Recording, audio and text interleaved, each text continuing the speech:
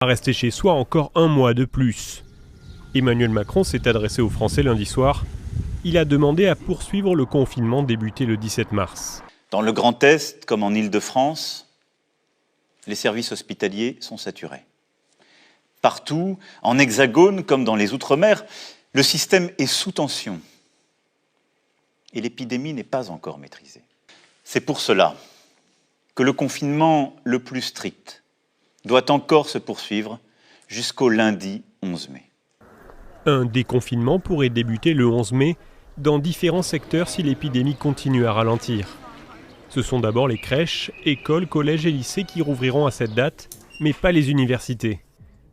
Une partie des Français pourrait alors reprendre le travail, sauf dans les cafés, restaurants, hôtels ou encore les cinémas et les musées qui devront rester fermés. Une aide exceptionnelle devrait être versée aux familles les plus modestes. Le dispositif de chômage partiel sera quant à lui prolongé et renforcé au moins jusqu'à cette date. Pour les artisans, les commerçants, les professions libérales et les entrepreneurs, le Fonds de solidarité apporte une première réponse. Mais je sais votre angoisse. Je l'ai entendu, je l'ai lu. Les charges qui continuent de tomber, les traites, les loyers, les emprunts. C'est pourquoi j'ai demandé au gouvernement d'accroître fortement les aides. Sur le plan sanitaire, Emmanuel Macron affirme que chaque Français présentant des symptômes pourra être testé à partir du 11 mai. Chacun devra également se voir distribuer un masque.